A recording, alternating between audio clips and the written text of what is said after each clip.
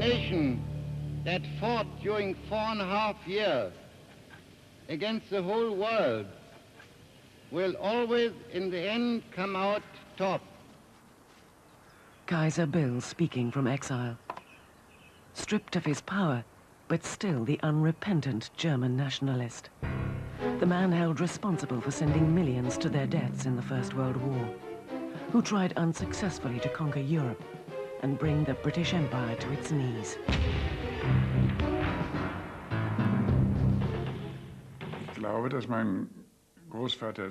In the years immediately after the First World War, I believe that my grandfather agonized over his responsibility for the German defeat.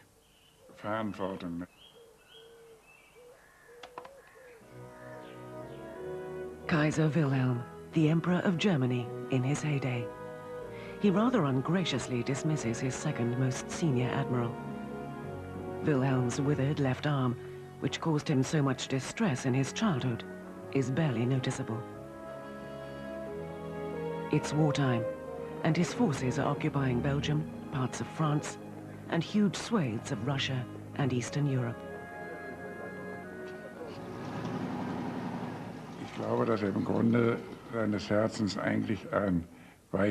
In his heart of hearts, I think he was a weak and insecure man who tried to compensate by being outspoken.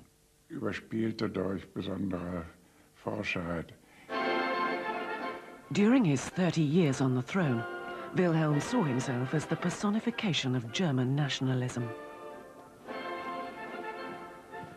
The unification of Germany in 1871, which he'd witnessed as a boy, had released a wave of national self-confidence. For me, Germany was the Kaiser. And when we saw him, we could not contain our excitement and would shout, "Hurrah!"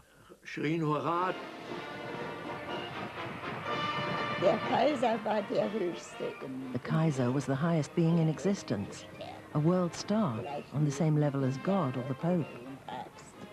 He looked good, had a good figure, was vigorous and big.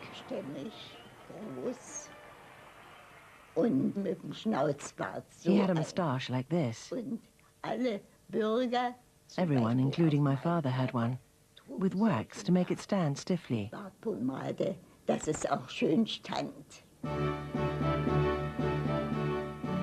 Wilhelm grew up in Potsdam, the home for generations of the Royal House of Prussia, the Hohenzollerns.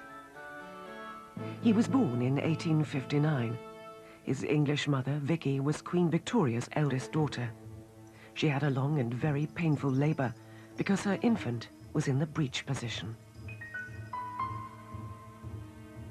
To deliver the baby, the German doctor had sharply yanked down his arms, which damaged the nerves in his neck. Wilhelm's left arm was unable to grow or function properly.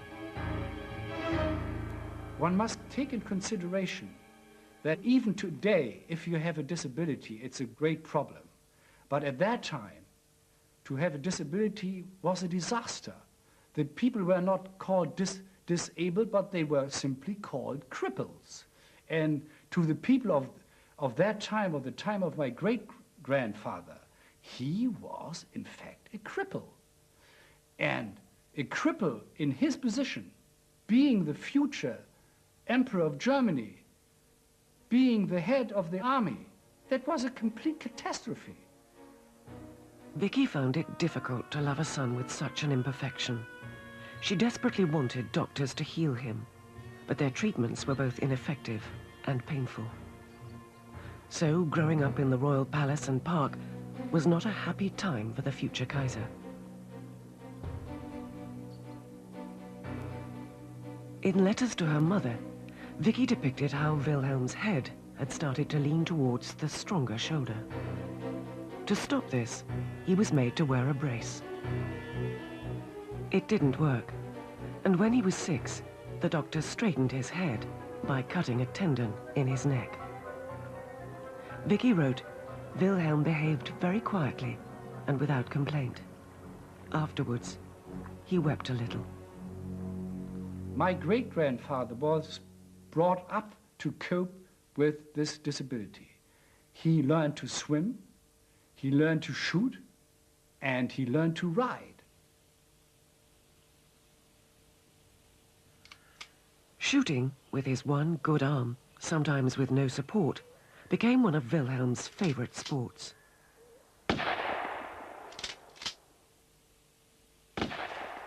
But in everyday life, of course, he was quite handicapped. That meant that during dinners or luncheons, he had a footman behind him who had to cut his meal, or his dinner or luncheon partner had to cut for him the meal. Later on, he used a sort of combined fork and knife that was one instrument, where he could at the same time cut and have a fork. Vicky directed her son's political education with the same fervor that she applied to his disability. She impressed on him how backward Germany was, politically and socially, compared with England, and her hopes that first her husband, the Crown Prince, and later Wilhelm, would put this right. Wilhelm not only rejected his mother's progressive English values, he rejected her as well. In 1888, while his father lay dying after a reign of only a few months, Wilhelm surrounded the palace with loyal troops. At the moment of death, he searched his mother's quarters for evidence that she was conspiring to reform and so weaken the monarchy. The new Kaiser, he was 29, had no intention of handing over any of his imperial powers to the German parliament, or the Ape House, as he later called it. He intended to rule as well as to reign.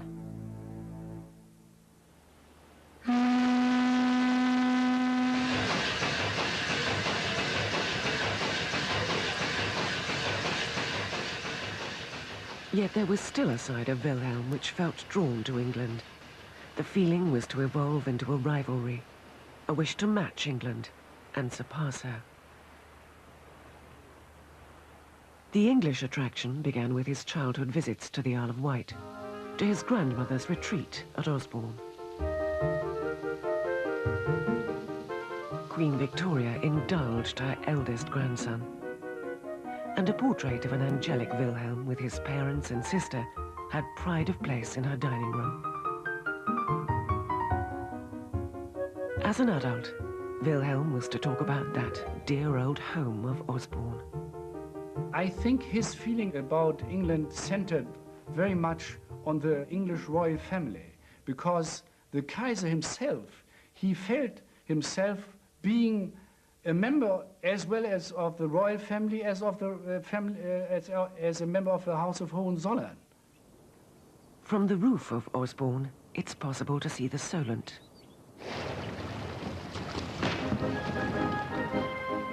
One of Wilhelm's visits coincided with Cowes Week. His interest aroused, he was invited to join the Royal Yacht Squadron. Soon, he was sponsoring his own cup. Wilhelm always competed in the big class, especially against his uncle, the Prince of Wales, the future King Edward VII. The two did not get on. Wilhelm was relentlessly competitive, and he was always complaining to his British aristocratic friends about fat old Wales, as he called him, consorting with rich people he considered common. His more memorable put-downs soon got around. My father told a story of Sir Thomas Lipton. Now, Sir Thomas Lipton was a great yachtsman, a very rich man, and he'd started the Lipton's grocery chain. Somebody asked the Kaiser where the king was, and the Kaiser replied, "He's gone boating with his grocer." No grocers were invited to the German equivalent of Cowes Week. Wilhelm developed another obsession during his English visits, the Royal Navy, and he was thrilled when his grandmother made him an admiral of the British fleet. "Fancy wearing the uniform of Nelson," Wilhelm remarked. "It's enough to make one quite giddy." The important event in 1896 was the arrival in Cowes of USS Chicago under the command of Captain Alfred Thayer Mahn. Alfred Thayer Mahn was a great theorist, and he'd written a book called The Impact of Sea Power on History. And the Kaiser thought this was the best thing he'd ever read. He said, I committed it to memory. The book became his Bible, and in 1897, Wilhelm announced a massive naval building program.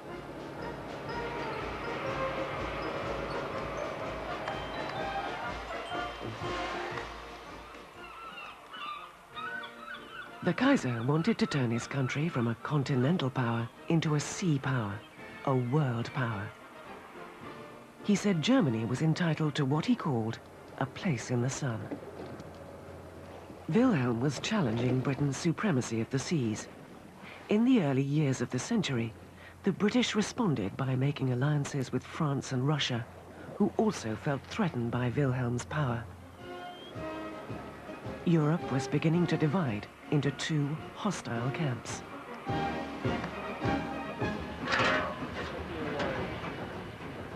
In early 1901, after news reached him that Queen Victoria's health was failing, Wilhelm came hurrying over to Osborne.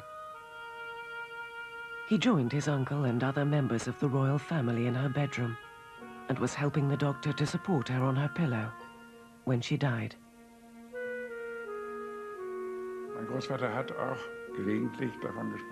My grandfather used to talk with great pride of how Queen Victoria died in his arms.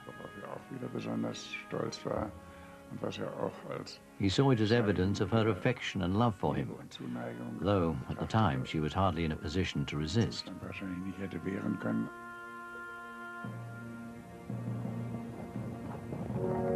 The British public responded warmly to Wilhelm's presence. The Times wrote, "Your English tears for love of England's Queen, England will not forget." The cheers which greeted the Kaiser on the London streets touched him, but he already saw himself as Britain's rival. My great-grandfather, the Kaiser, had a very ambivalent attitude towards England, in the fact that he wanted to be admired as a normal English gentleman, and on the other hand, being feared as a Prussian warlord. But there was yet another side to this complex man, which was to cause the greatest embarrassment in his life.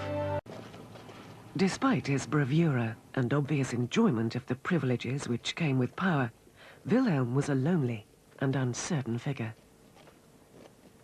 But before he came to the throne, he'd met a man who appealed to him in a way that his friends from the officer class and the British aristocracy did not.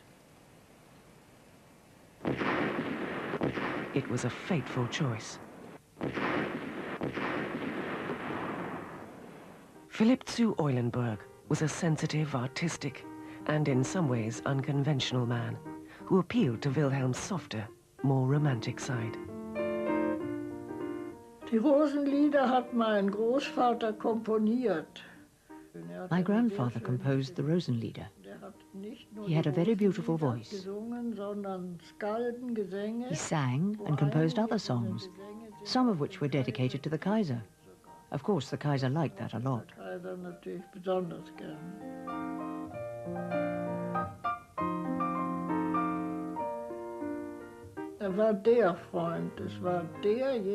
He was the friend.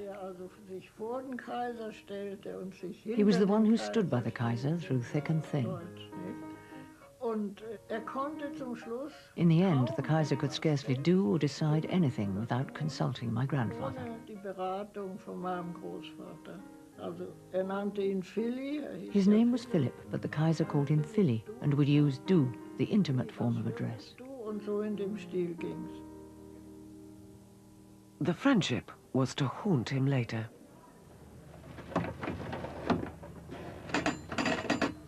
Wilhelm's other great recreation was taking long cruises on his yacht, the Hohenzollern. He was an early practitioner of German travel mania.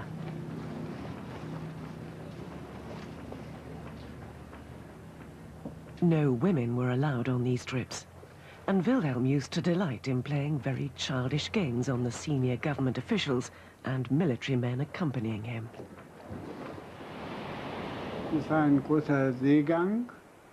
The sea was rough, and many of them were feeling seasick.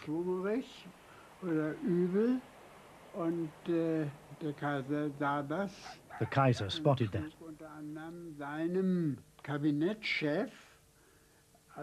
Using his right arm, which was well developed, he suddenly punched the chief of his naval cabinet in the stomach.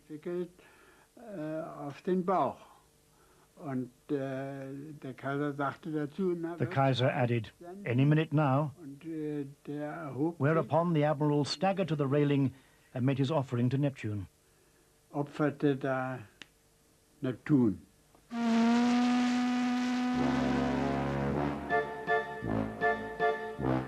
Sometimes Wilhelm's pranks and the eagerness of senior officers to oblige him got out of control. Such was the case of General Count Hülsen-Hasler. The general dressed up in a pink tutu and danced a little ballet. Suddenly, he dropped dead from a stroke.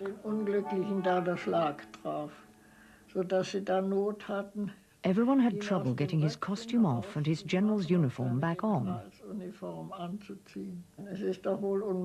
They couldn't send him to a mortuary, half naked in a little tutu.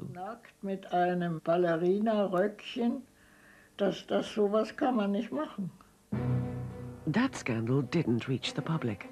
Another one did. In 1906, a Berlin magazine accused Philipp Eulenburg, a married man with 8 children, of being a homosexual. After a delay, Eulenburg sued the magazine. But the evidence produced in court resulted in Eulenburg being put on trial for homosexuality. Die schlimme Sache war, dass der Kaiser, der große Freund, The terrible thing was that the Kaiser, the great friend, immediately dropped my grandfather. sagte großspurig, wie der Kaiser war, wenn But arrogant as he was, the Kaiser had promised that the moment Philly was found innocent, he would collect him from court with a coach and 6 horses. wurde nicht freigesprochen, sondern But Philly was not able to clear his name. He developed a frightful heart condition, and the trial was suspended.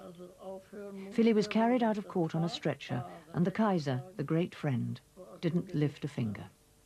Und der Kaiser, sein Freund, hat sich nicht gerührt.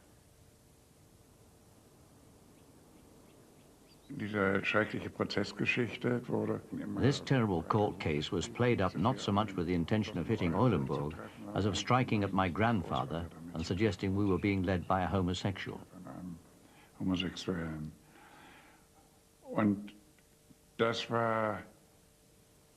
This was such a serious political matter that my grandfather felt that a continuation of this friendship would endanger both state and monarchy.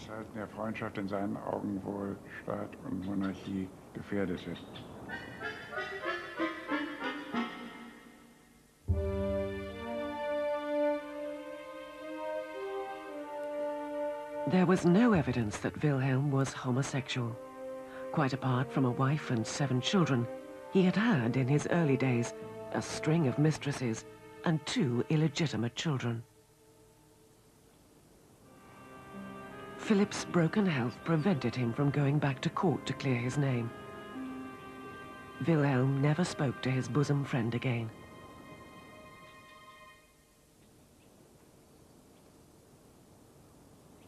Despite Wilhelm sacrificing his friend, the smell of scandal hung around and weakened him politically.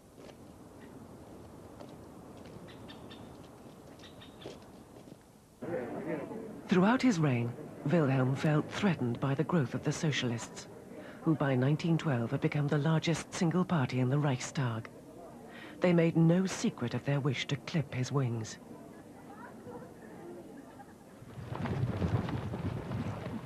Wilhelm even warned his soldiers that he might have to order them to shoot their own brothers and fathers when putting down socialist disturbances.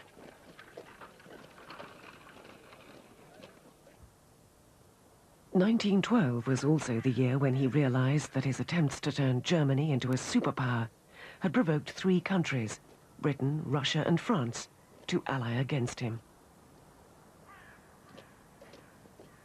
The Kaiser told his army chiefs in December 1912 that they should prepare for war. The best time for Germany to fight would be in about 18 months' time.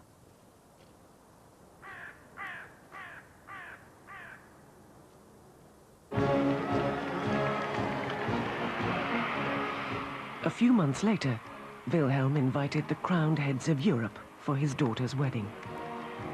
Many of the monarchs were relatives of his and were soon to become his enemies. Wilhelm's cousin, King George V of England, arrived sporting a Prussian helmet.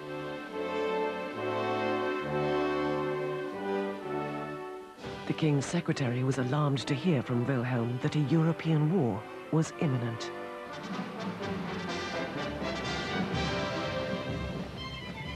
Like his cousins in Vienna and St. Petersburg, Wilhelm was riding the twin tigers of nationalism and domestic unrest.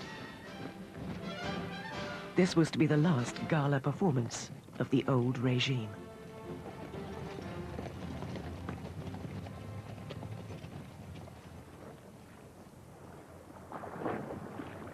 In June 1914, Wilhelm was in Kiel, where the German fleet was awaiting a British contingent on a courtesy visit. Sailors from the two countries were to test each other's strengths on the water.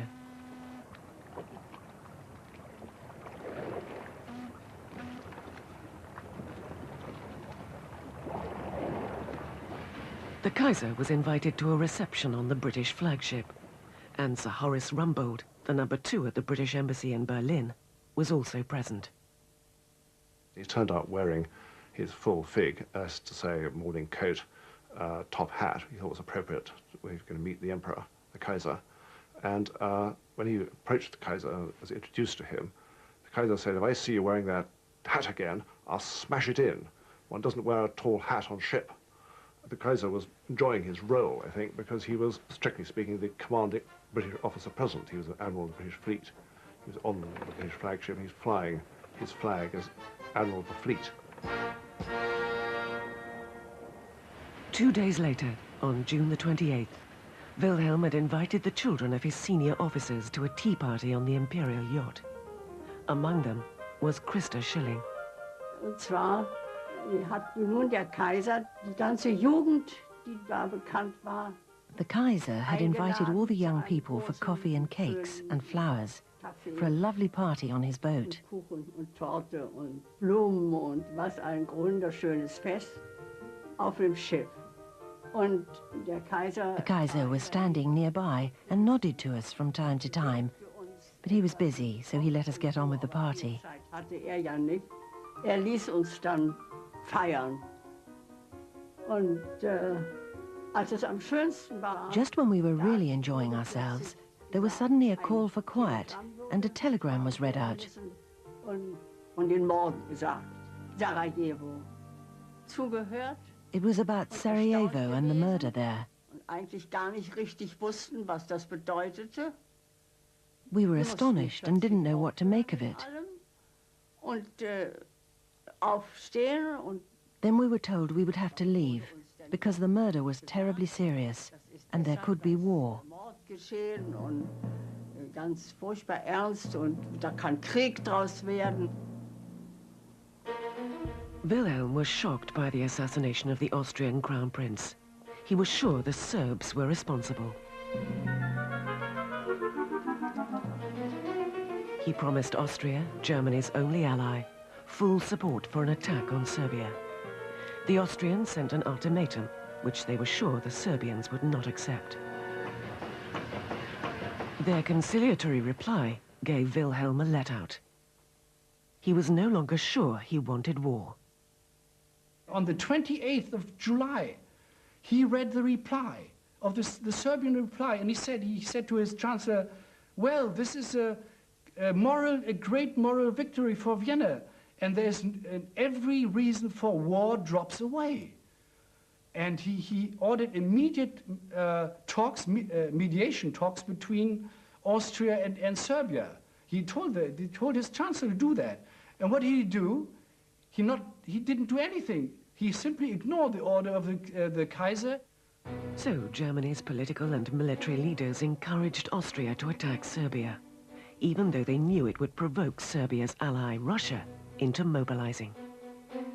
The timetables and plans, worked out with Wilhelm's agreement before 1914, began to override his panicky attempts to limit the war.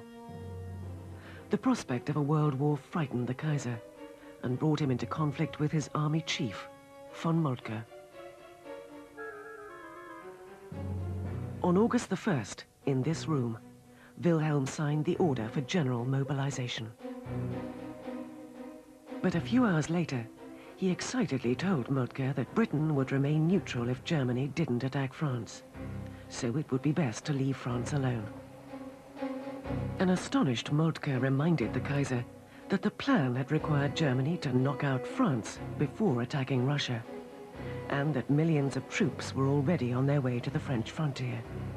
To turn them around now would be disastrous.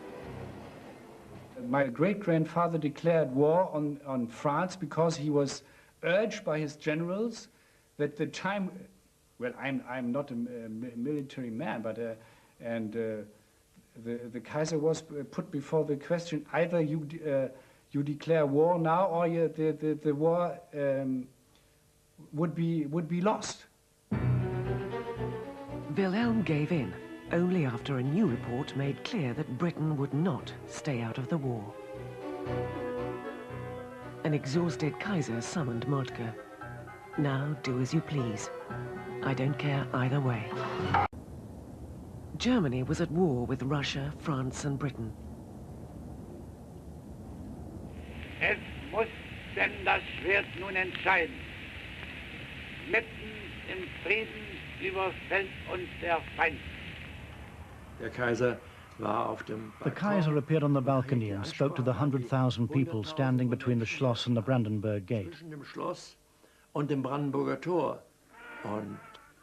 Then I rushed home and told my parents, full of enthusiasm. Darum auf zu den Waffen. Jedes Schwanken, jedes Zögern wäre Verrat am Vaterlande. Wir werden uns wehren bis zum letzten Hauch von Mann und Ross. Und wir werden diesen Kampf bestehen, auch gegen eine Welt von Feinden.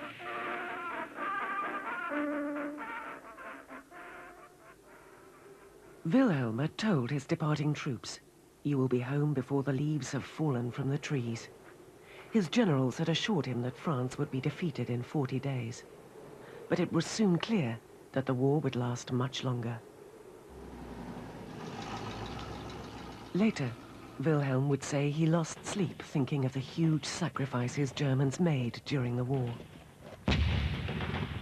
But in the early years, he reveled in repeating bloodthirsty stories of piles of corpses 6 feet high. He never visited the trenches, where 2 million Germans and as many French and British were to die.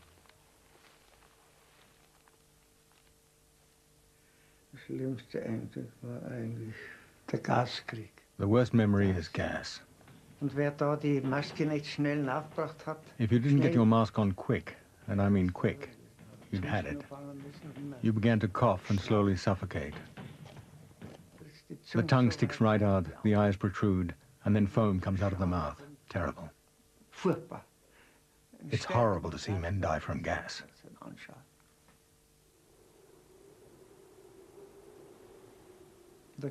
War is always ghastly, when men have to die, many of them so young. Sterben müssen, so jung, manche.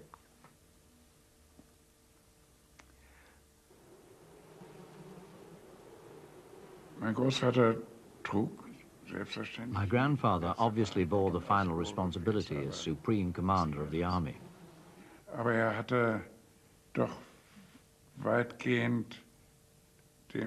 But he gave the chiefs of the general staff a virtual free hand.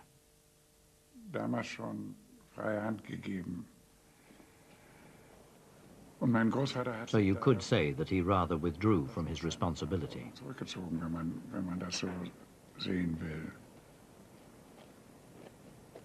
It was called the Kaiser's War, but both strategy and management of the war, and eventually political decisions, were in the hands of the generals. By the summer of 1916, Wilhelm's role had become largely symbolic. But there were exceptions. He did, for instance, dig in his heels over naval operations.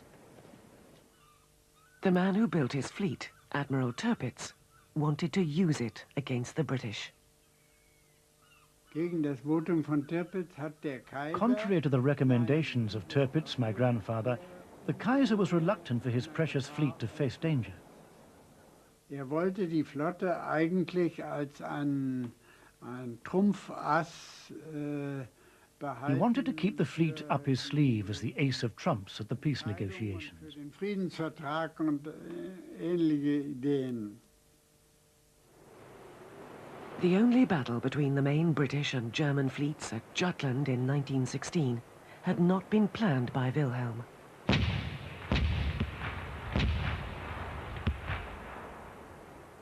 The Kaiser's force sank more ships and killed more men. The spell of Trafalgar is broken, Wilhelm declared. In fact, the tight British naval blockade of Germany was not affected by Jutland. By the end of 1917, the Kaiser's subjects were living on a diet of root vegetables. They called it the turnip winter.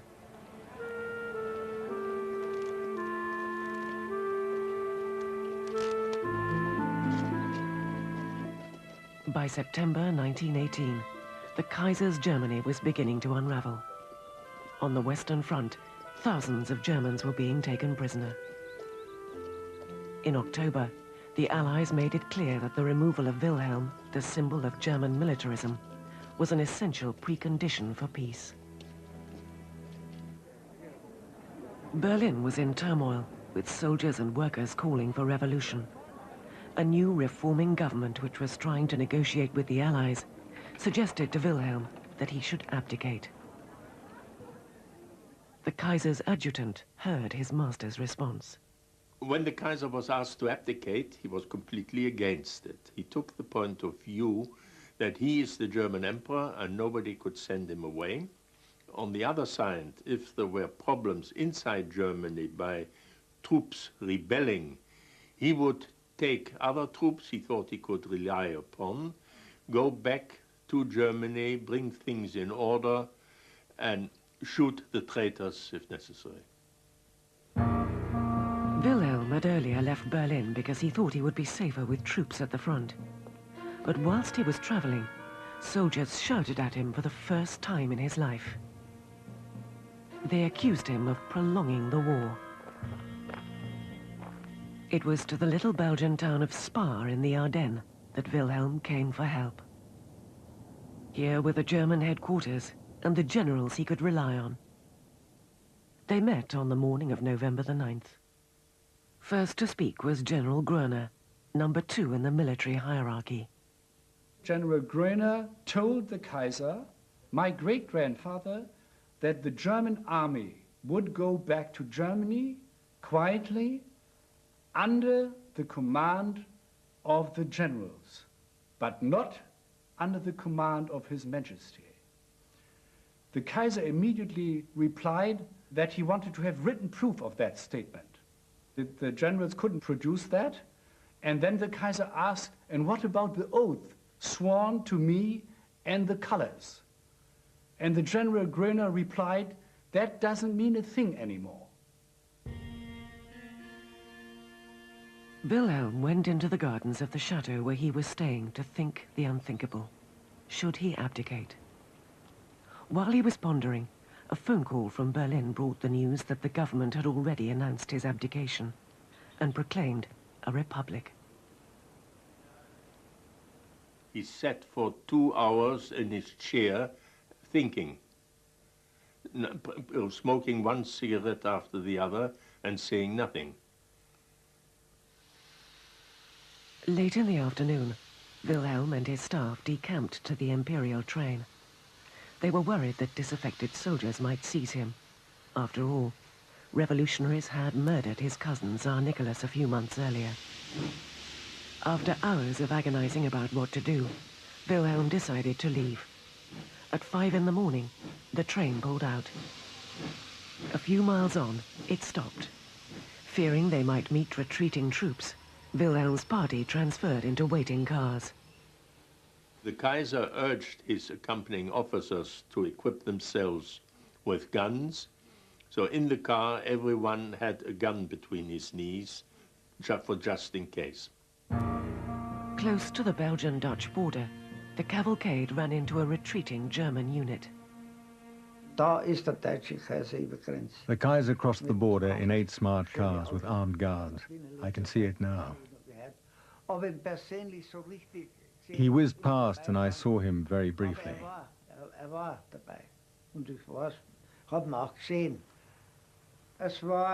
It was sad to see him going, but also good. Because it meant that the war was over. That was important for us soldiers, as we were sick and tired of the war. Now we knew we could at last return home.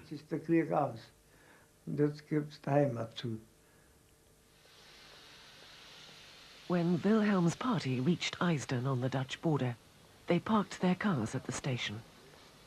The Dutch government was surprised by his arrival and had to decide very quickly what to do about such a controversial figure. It became public in the neighborhood that the Kaiser was there.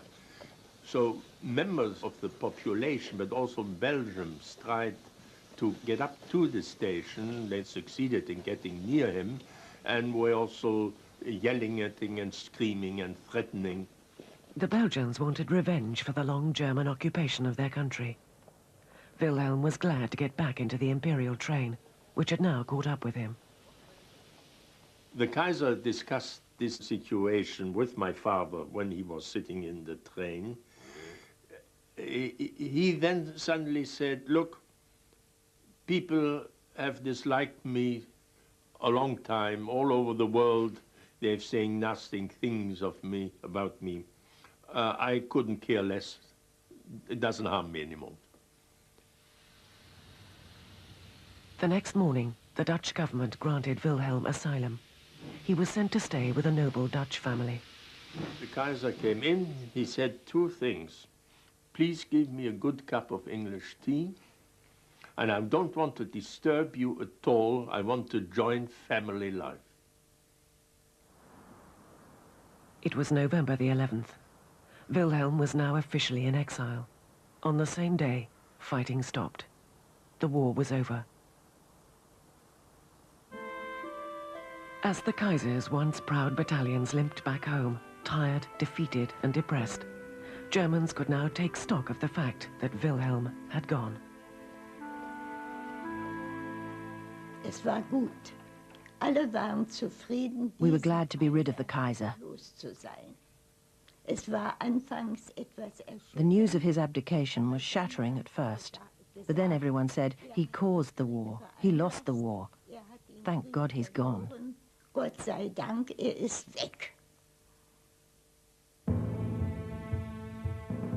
Feelings in the Allied countries about Wilhelm were also running high. In Britain, there were calls for him to be hanged as a war criminal. Wilhelm retreated to a house he bought in the little Dutch town of Doorn. He knew that the Netherlands, which had been neutral during the war, would not hand him over to the Allies. Die Besucher, die ihn sehen wollten, da hinter dem Käfig. Visitors came to see him in his cage. Da kamen doch Tausende. Over the years, they arrived in their thousands from Germany to get a glimpse of him in exile. Im Exil, aus Deutschland. Und ich habe ja immer versucht, so schwer das auch war. I always tried to cheer him up, but it was terribly difficult. War wahnsinnig schwer. Denn man darf ja nicht vergessen. After all, one should not forget that the Kaiser was in exile, with barbed wire around the property and a Dutch guard at the gate. Da war eine holländische Wache.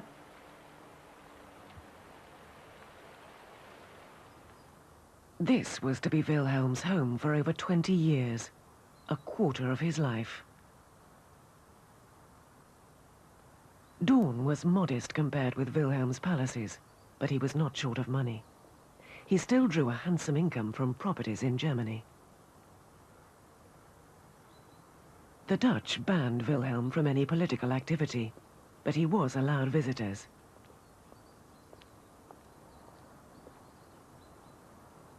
For his new life, Wilhelm rearranged his facial hair.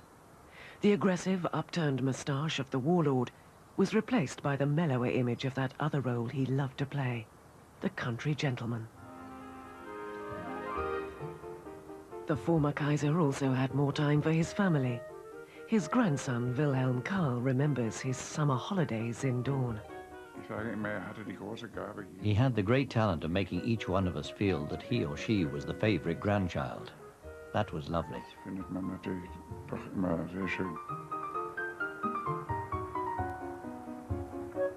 The saddle which Wilhelm Karl's grandfather brought with him from Potsdam and used to sit on at his desk is still in the study. And as Wilhelm Karl discovered, so are some of his papers.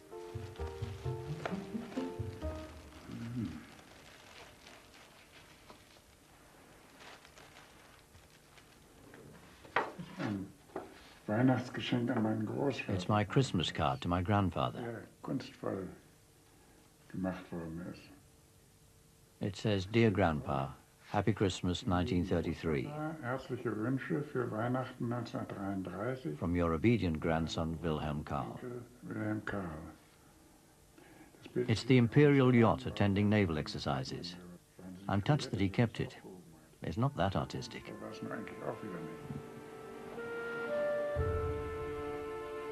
The 11-year-old had picked two of the great passions of his grandfather's life, the Navy and the sea. The nearest the former Admiral of the Atlantic, as he once styled himself, got to the sea during his exile were local excursions the Dutch government allowed him to make once things had settled down. Wilhelm was unrepentant about the past, as this newly discovered interview reveals. I absolutely believe in the future of my country. A nation that fought during 4.5 years against the whole world, and if America hadn't come in, would have beaten the Allies, will always in the end come out top. Wilhelm was also bitter. Not for the first time in his life, he picked on the Jews. In a letter blaming the Jews for his abdication, he said, "Let no German rest until these parasites have been destroyed and exterminated." Anti-Semitism and aggressive nationalism were key ingredients of the cocktail Hitler was offering German voters in the early 30s. Although the former Kaiser's views overlapped with Hitler's, he was shocked by Hitler's atheism and disdainful of his vulgarity. But he was very keen to get his throne back and was strongly supported by his second wife, Hermine, a widowed German princess. She approached the Nazis even before they gained power. Georg Martin Wunderlich was her secretary. Dadurch, dass die Kaiserin sich sehr offen für The Empress showed herself to be very open to National Socialism. Das war ihr klar. Sie wollte Verbindungen zu den Nazis. She wanted to contact the Nazis so she could talk to Hitler directly. Hitler zu reden und so alles. Die Kaiserin war selbstverständlich bei ihrer Einstellung bemüht. She wanted to convince Hitler to put her husband, the Kaiser, back on the throne. Zu bewegen, ihren Mann, den Kaiser, wieder auf den Thron zu bringen.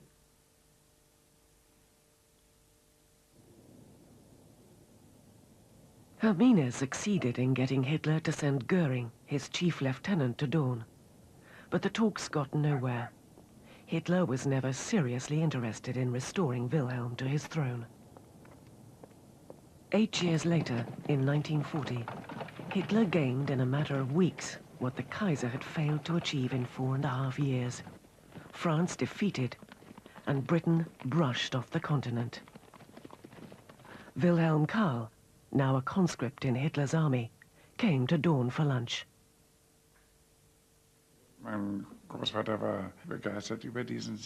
My grandfather was enthusiastic about this victory because he still felt very close to this army, particularly with the higher-ranking officers whom he had known well before and during the First World War.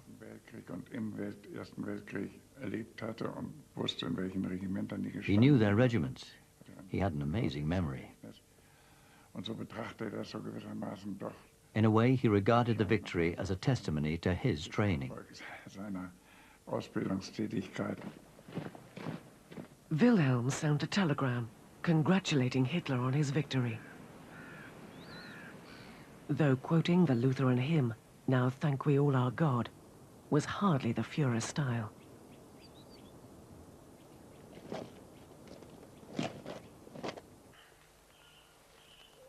The former Kaiser was to spend the last year of his life as an unimportant subject of Hitler's Reich. He was to go to his grave as a major promoter of the First World War and the man who stifled the growth of democracy in Germany. He inherited one of the most advanced countries in Europe and left it ruined. His failures were spectacular, disastrous, and bloody, and must outweigh the good which some people detected in him. Of course, he knew that according to our constitution and old Prussian traditions, the responsibility for everything was his. And he kept asking himself, where have I failed? What have I done wrong? What could I have done differently? The last German Kaiser died in 1941 at the age of 82.